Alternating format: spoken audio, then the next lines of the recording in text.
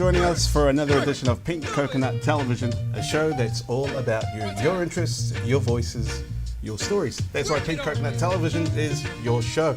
Now we've got a massive treat for you tonight, a not to be missed intimate performance by TJ Taotua. Our social guide is back to share with us what's worth keeping an eye out for. We have a regular catch up with the editor of Pink Coconut, the online magazine, plus all your community notices. Our two main features tonight include a debate over what is Pacific music, how do you define it, and also, do you believe in fairy tales? Because we've got a heartwarming story that would convert even the staunchest non-believer out there watching tonight.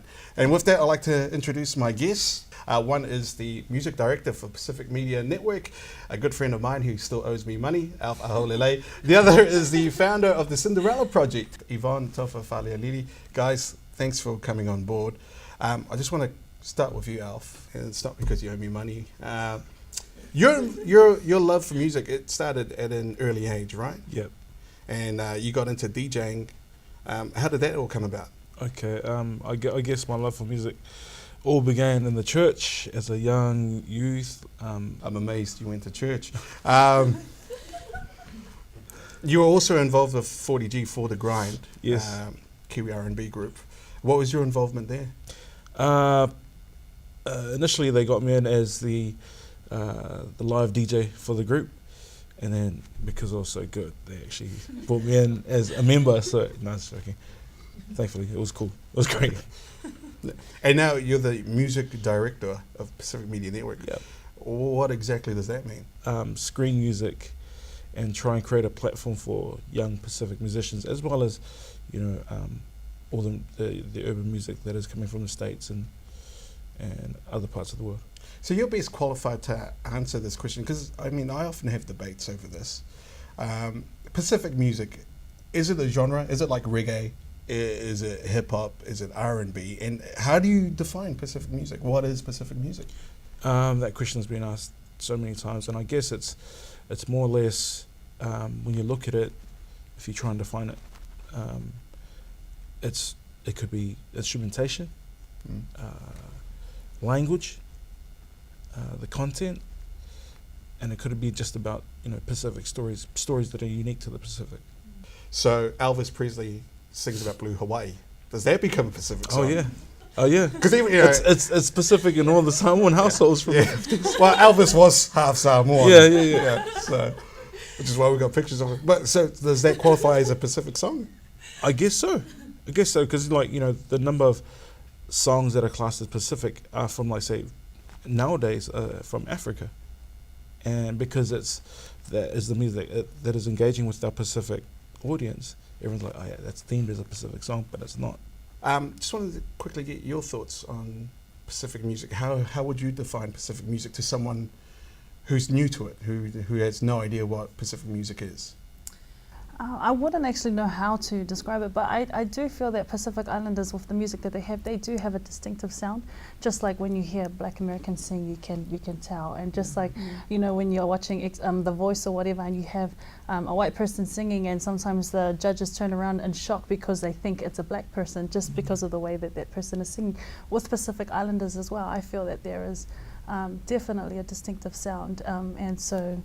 So say if I was to hear someone singing and it can be an R&B song or whatever, I would have a fair idea if that person's Polynesian or not, just because of the tone of their voice, if that makes any sense. Yeah, it makes a whole lot of sense. Yeah, and just following up with what Yvonne was saying is Pacific Islanders have a certain harmony when they sing as well, like especially in groups.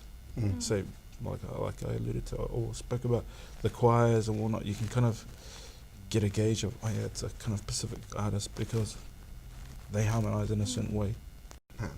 So we've heard from the music expert, we've heard from the model. Let's take it out to the streets. How do you define Pacific music?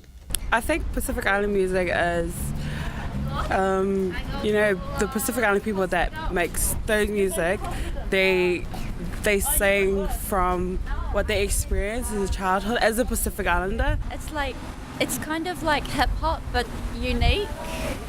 Yeah, Pacifica hip hop. So, and it's got a lot of different sounds in it, like with the drums and the types of string instruments. It's quite unique and relaxing.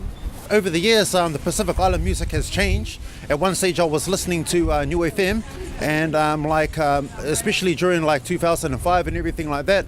Now that we've got all the availability with all the computer programs and everything, it's just kind of like growing, eh? Okay, guys, what I'm sensing, even from word from the streets, they're struggling to define what is Pacific music. Everyone has their own interpretation of it. Yeah. Well, I mean, one of the girls, her definition was hip-hop. It was hip-hop-ish. It's more or less Pacific influenced. So you can have Pacific classical music like Sole Mio, or Pacific R&B like Sadell and At Ease. So I don't know if you can put Pacific music in one particular box, but you can say it's being influenced by the Pacific. Nicely said. I can't add to that. Jennifer Lopez can sing a Samoan song. She sure can. Yeah. Or she could just sing, you know. For me, normal, she can. Yeah. She could just sing any kind of song. Wear the coconut bra, that's Pacific. Yes. J-Lo. Let's talk about the Cinderella Project.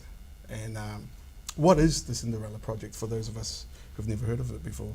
The Cinderella Project is a charity aimed to help our South Auckland Cinderellas get to the ball. So but all I did was I basically just uploaded a picture on Instagram asking all my followers to donate dresses that they've once worn before and don't really have much of a use for it now. And they donated them in, and I was able to give that out to the students I mentor so that they could wear that to the ball with no cost at all. We've got Sana who was really enthusiastic to model some of the dresses. So here she is wearing this one. Can you tell us a bit about this dress and who it came from? Okay, so that dress was actually my sister's dress, and she wore it because she was my maid of honor. And yeah, and as soon as the project kind of started, she was just like, "Yep, take it." She wasn't going to wear it anywhere else, so yeah. How does it feel? Feels nice. You look lovely. Cinderella. You look the part. You look the part.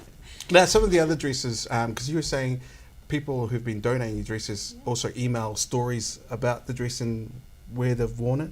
Yeah, so we've been getting quite a bit of emails. Ladies have been saying, "Oh, I wore this dress for my 7th form ball," or "I wore this dress at my cousin's wedding." And what's the reaction like when the girls come in? And do you hand pick the dresses for them, or do they walk in and they select which one they would like to wear for their ball? So they walk in and they select. I'm there with them to kind of walk them through and say, "Hey, actually I think this dress might look nice on you," but ultimately I just want them to feel comfortable. And so I let them choose what they want to wear, and once they get the approval from mum, dad or whoever's there, then I'm good to go. How do you qualify to be one of the Cinderellas? So at the moment, because how I said before, I worked with these young girls, so I knew that there was a need. But now, since it's branched off to something way bigger than I expected it to be, I've actually contacted some schools and asked the teachers there if they could kind of nominate the girls, because I don't want it to make it seem like, "Oh, hey, you need this, come and take it." I want to, it's something special that we want to kind of, it's almost like a treat for girls who we know will need it but not feel embarrassed about using our services. Yeah. So I've contacted the school teachers and just kind of liaising with them to make the nomination, since they will know these girls a lot better than I will, and even the financial state as well. Yeah. Do the girls come in alone, or do they come in with other girls as well? Yeah, that's the cool thing about it, because we welcome them to come in with, in groups, so that they're not feeling like, "Oh, it's just me," or whatever. Even if the other girls don't choose a dress, at least they're there to show some sort of support. And so it's welcome to groups, or sometimes we do have individuals, but they come with their families. Now, before we move on and introduce our next guest, there's people probably watching this right now thinking, "Man, she looks really, really familiar. How do I know that face?" Well, there's a video of yours that went viral, and you know which one I'm talking about. And we're not talking about All Blacks doing naked selfies. This one's actually a sweet one, and it was your wedding proposal. Yeah. So tell us the backstory. Where, when? So that was back in 2012 in Long Beach, California. So me and my husband now, we had been dating in a long distance relationship for about 3.5 years at that point. How did you make that work? It's all God, seriously. But yeah, it works. I'm married now, so. Yeah. And everyone's story is different, so I can't really, yeah. It still has an effect on you because you're getting teary-eyed now. So if you want to find out what we're talking about, let's roll the footage. Smells like commitment. Forever smells like the both of us sitting on the porch, old and gray, watching our grandchildren play. As I turn to you and say, we only halfway. Your mum dobbed you in pretty good, eh? She was involved from the start. Oh yeah, she knew what was going on. I had absolutely no idea. So the whole time, when did it actually dawn on you that, oh my gosh, this could be him asking my hand in marriage? Well, when I got there and people started standing up saying a poem, which I had already heard, I kind of knew from there, this is going to happen. I think he's going to propose. Yeah, because in the video that we saw, there were different people reading different parts of the poem. Were you like, okay, who's asking me to marry him? 'Cause- was it? No. It's his family, so that would be awkward. Yeah, it would be. It would be. No, it was mainly his cousins and his brother and stuff, so I really knew all of them. Yeah, so I knew it was Ben. I was just waiting to see which part of the poem he was going to come in. Yeah. And you must have had the answer already locked in your head and your heart. Well, I was actually going to say no. Not because I don't love him or anything like that, but because for me it was real special. I mean, for me, I always imagine, getting my dad's blessing before getting married and stuff. And because it was in Long Beach, California, my dad was he was in Auckland, and I was thinking, oh man, I'm going to say no, and his family's going to be throwing shoes at me or something. Well, at least you could use it for the Cinderella Project. Yeah, I'll go get shoes. But then no, he planned it out very well, because then afterwards my dad popped up and gave me his blessing, and I was like, yep, that's a go. See, he knew, right? He knew you'd say no unless you had your dad's Oh blessing. yeah, he knew, yeah. Yeah. Wow. Alf, how was your proposal? I just gave the parents the bucket of KFC, and it was nice to Oh my God! The only way you can redeem yourself is if you write a comment in the magazine saying how unworthy you are right now of their daughter's hand in marriage. And it's a great segue to introduce the editor of the Pink Coconut online magazine. Hi Kat, thanks for joining us. Hi, good to be here. Well, Sorry, can I just collect myself after that? hey, yeah, we're talking grassroots sport. Yep, it's one of my favourite sections in the magazine. It's written by the wonderful sport journal SJ. So grassroots is all about showcasing our local teams out there in the community. Already we've featured GeForce Monaco, the Papatoetoe Premiers Rugby Club, and so this month we're featuring the Otahu Rugby League Club. And we spoke to the women's premiers, and they're coached by Leo Watahira. She's a wonderful woman. To me, she's not just about, coaching these girls, a sport. It's not about skills and all that sort of stuff. She's really about female empowerment and making these girls embrace what they've already got to go and pursue bigger things for themselves out in the community. The thing I found funny though was that she was the only one who put her hand up to coach these girls. Yeah, which made me kind of think, they're a female rugby team.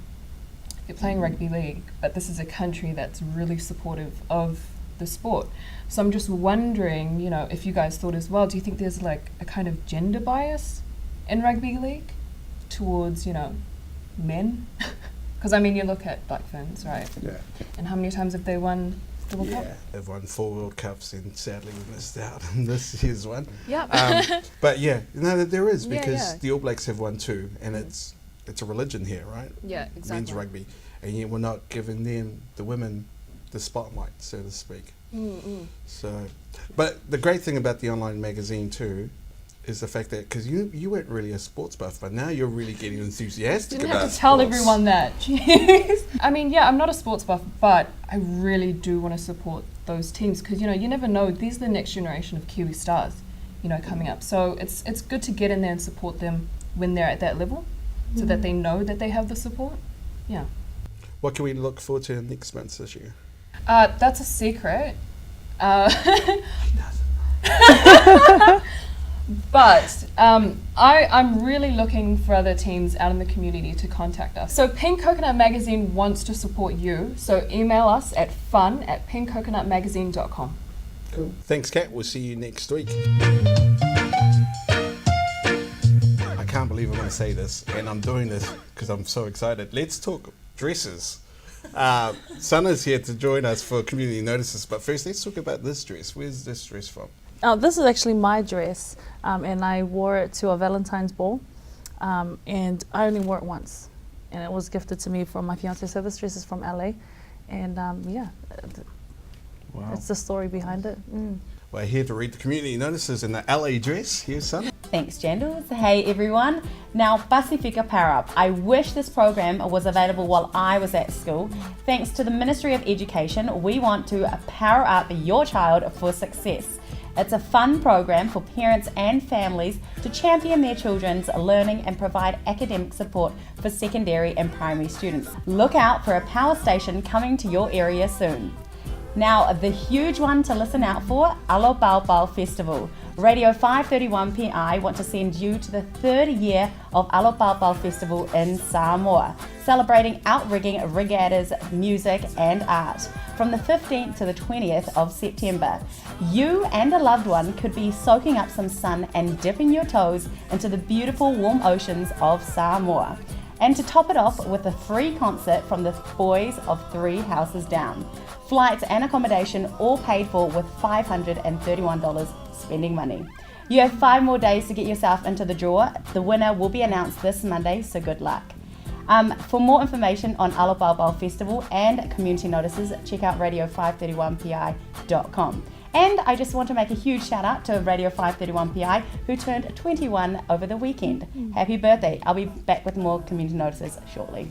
Yeah, happy birthday, 531. Hey, Alopaupau, it's a great festival. I hosted the concert last year. Oh, yeah? You gotta go. You gotta go. Are you hosting again this year? No. No. What happened? What happened? Well, I remember hosting, and then we had a big party afterwards. And then, I woke up 2 days later, and they said, "Yeah, next year we're gonna go for a different kind of view." are you actually allowed back in the country? Because I heard you overstayed. You overstayed in Samoa. There was confusion because they thought I was Italian when I first landed, and I was like, it's just crazy. Anyway, thanks, Sana. We will see you after you change your Facebook status and your picture revealing your ball dress. Now, in our first episode of Pink Coconut Television, we did a feature on the Nafahu Boys, the brothers with their latest film, The Last Saint. Now, since that first show, they've had a media screening, and we sent our social guide, Anna, along. How was it? Well, this film has had a lot of hype, and I was quite excited to see. And I didn't actually know that the media screening that I went to was the first actual showing of the fully completed film. So it was very special. And yeah, I can proudly say that it is an incredible film. I mean, it shows a part of Polynesian culture in New Zealand that you've never ever seen on a screen before. I mean, Beulah Koala, who plays the lead, Minka, absolutely mesmerising. It is really, really special movie to watch, and I'm glad I got to see it. So yes, the premiere at the Civic is on tomorrow night. So if you have a ticket, if you don't, it comes out to all cinemas on August 28th. So make sure you get along to watch it. How many coconuts out of 10 would you give it?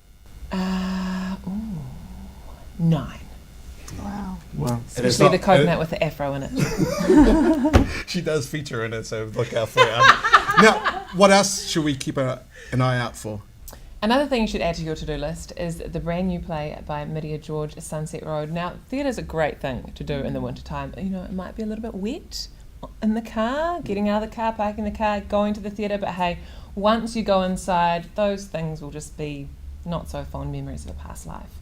Now, this play is called Sunset Road. It's set in 1975 in Rotorua, and it all came about around stories about Midia's family migrating to New Zealand from the Cook Islands. Now, I spoke to Midia about the play, and she said, "The reason I wanted to create a Sunset Road was because I wanted to acknowledge sacrifice and responsibility within Pacifica families. Our Sunset Road is set in a time of great change for our country.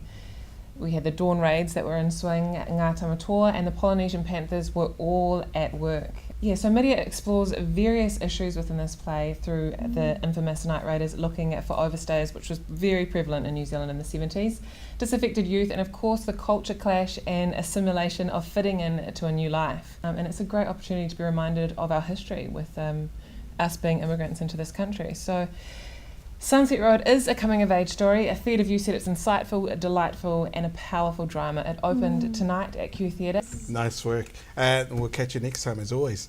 Hey, just very quickly, have you guys done any acting work yourselves? Whether it be theatre, White Sunday plays at church? School play, that's as far as I went. Were you the tree? No.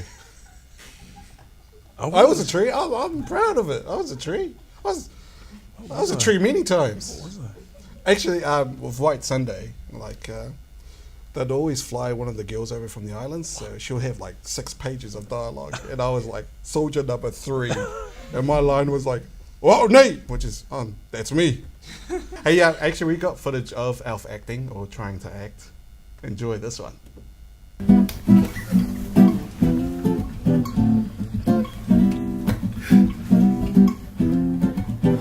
Bro, boys, looks like we didn't get the funding once again. Oh no! How do you explain that to your kids, Alf? Seriously, how can you sit there and go, kids?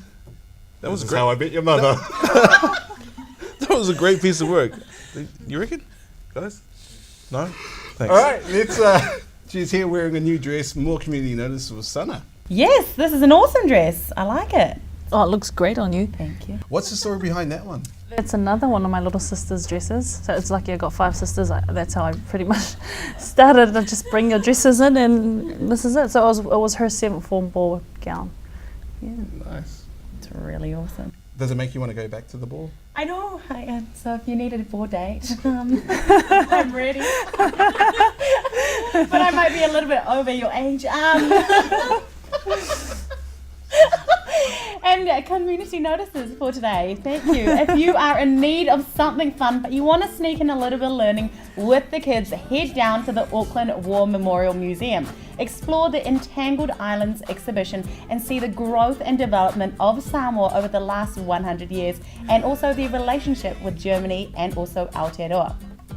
How much will it cost you? Absolutely nothing. It's a free event, so that is the Entangled Islands at the Auckland War Memorial Museum. And although it may feel like the year has almost ended, listen to this. New FM is proud to present Major Rager 2014, hitting our shores for the first time ever. Hawaii's finest, Rebel Soldiers and Anu here, with 2 concerts only, October 3rd in Auckland and 4th in Napier. I'm going to be there. Are you going to be there? Grab your tickets at eventfinder.co.nz. For more info on Major Rager 2014 and community notices, jump onto newfm.com. That's it from me. Back to you, Jandals. Now, before you dash off and take pictures for your Tinder account, the girls come in, they borrow the dresses, they have to return them, right? Yes. Yes, So sorry, it's, Sana. yeah. I might just borrow it again.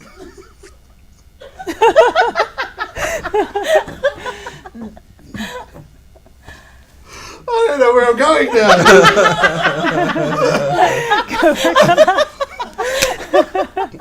All right, let's move on. We've got a musical performance now. Please welcome to the desk, TJ Taotua. TJ, thanks for joining us on the show. Now, you've been singing for a while now. I have genders, yes. Is it a family thing? Did you start off in church like Yeah, like most, a lot of young Pacific, we grew up in the church and started singing in local cover bands, and eventually, started my own bands, and kind of went from there. Because I know you play the guitar. What other instruments are you jamming? Play a little bit of keys, and if a band was stuck for a bass player and a drummer, I could probably help out, but not as good as the other instruments. Now, your YouTube channel has been getting a lot of hits, and people are requesting what songs they want you to sing. Yeah, it's been a real blessing. Just uploading videos every week, and just people just take which ones they like and kind of share it. And so we've kind of been throwing out a little bit of Pacific stuff, some R&B stuff, but the gospel stuff has really been getting quite a lot of traction lately. I noticed that you've been ignoring one particular fan of yours who's been requesting some Ricky Martin on your YouTube channel. I'll contact me about that. Yeah. Maybe next week I can put something. No, I was actually telling you, don't go there. There's a theme happening here because you're mentoring youth as well, just like Yvonne, but in the musical sense. That's right. Yeah, we just as part of the consulting company, iPro, I work for a consulting company, and we've just developed a music mentoring program where we have a series of workshops where we go into local colleges and eventually even primary schools to run a number of different workshops around songwriting, band dynamics, starting a cover band. So just all around the strengths that I've kind of and skills that I've acquired over time. Yeah. There's an EP coming, I understand. There is. Yeah, I was just really thankful for New FM with all the support with the music that I have put out so far. Foreign Queen and My Love, but you know, we found that with the gospel stuff really doing well as well. I've sort of come full circle, and so the EP is a gospel EP made up of about 6 songs, half originals and half covers. And so we're about 2 weeks out from production on that EP, so watch this space. Yeah. Alfred will probably back me up on this one as the music director for Pacific Media Network. What a lot of artists are doing overseas now is they're singing songs with radio DJs just to give it that edge. Is that something that maybe you'd like to consider? We love your music, bro. We do, but you don't need other radio DJs to kind of like, Yeah. I mean, radio DJs. I mean, I've heard you guys do your thing, man. I mean, love it. But no. Yeah. All right.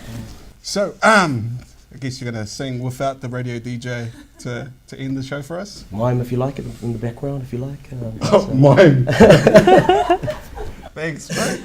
We're looking forward to it. Special thanks to our guests, DJ Al Goody, Alfred Aholelei, Yvonne Taufa Falealili, and make sure, if you want to donate some of your dresses, check out the website below. Magic. Check out that website. Here's TJ to take us away. We'll see you next week.